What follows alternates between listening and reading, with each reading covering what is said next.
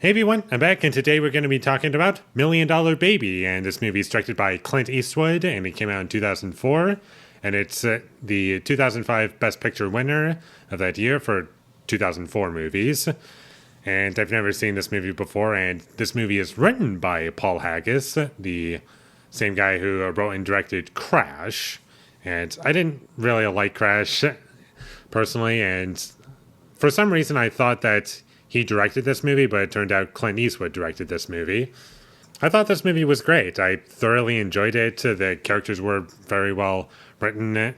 The acting was pretty great from Hilary Swank especially, and the only movie I've seen her in that I can remember is Insomnia from Christopher Nolan's version, like from 2002, his remake.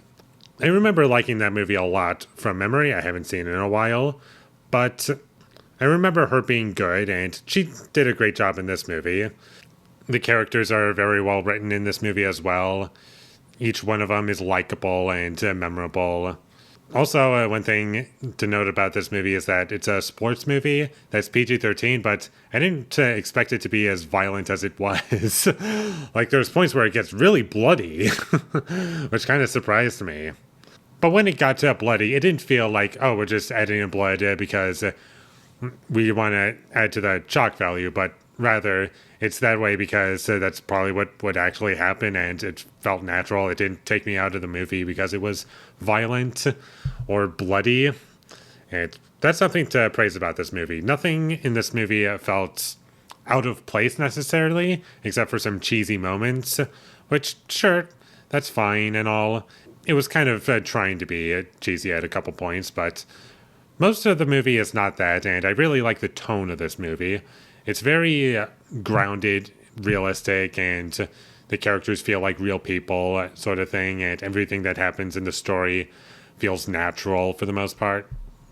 And like any good sports movie, the training montages are really fun to watch, and the boxing scenes in this movie as well, they're exciting and kind of brutal at points. And also there's points where I was kind of on edge, like what's going to happen? It was always keeping me engaged because of that.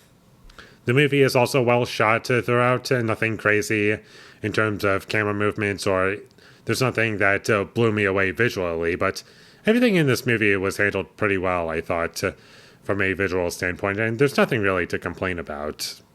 And one tiny thing that I kind of liked that was just in the background of the movie, there was a sign that I saw early on that said, "Winners are simply willing to do what losers won't." And I kind of liked that quote. It was memorable to me. And this movie does have the, I guess, Clint Eastwood character not wanting to train Hilary Swank, but as time goes on, he's fine with it being her boss and all, and when he starts watching her first match after she gets her new manager, he's like, oh my god, because things are just going horribly. And I thought that was kind of funny. And this movie does hit the emotions that it's going after pretty well, I thought. And those are some of the highlights of the movie for me, outside of the boxing scenes. As much as I love those, I do really like the last act of this movie. I thought it was very powerful and memorable, and everything building up to that point really worked for me. And overall, the story itself was fine. It didn't blow me away in terms of the directions that the movie took. It didn't break everything in terms of narrative structure. It just, yeah, it's fine, but everything that it's doing is really good. That's how I felt the whole time. Like, this works. I like this about the movie. And it was consistently good for me, and I can rewatch this movie despite it not being a super high-energy film or, like, feel-good movie. It's not like that. It's a drama, and it's very effective where it matters.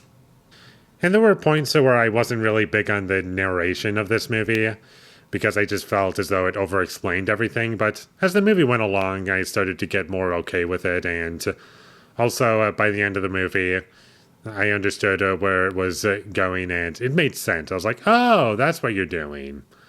And one thing about the narration, there were points where it felt like Morgan Freeman's performance was a little bit inconsistent. And when I say that, it felt like with the narration, I was like, this doesn't really sound like him. I don't know what's really going on. Whereas the rest of the movie, he just sounds exactly how we know him, like Morgan Freeman. And not really sure what was going on there, but for the rest of the movie, or at least 95% of it, whenever he's on screen or narrating, it sounds fine. Like, I didn't have any issue with it. Maybe it was just me, but I'll have to watch it again, which I definitely will at some point. So definitely check this movie out. It's currently on Netflix. I don't know for how long, but that's where it is if you want to watch it. That's how I watched it, at least. So check it out whenever you get the chance. And with all that being said, I'm going to give Million Dollar Baby an 8 out of 10.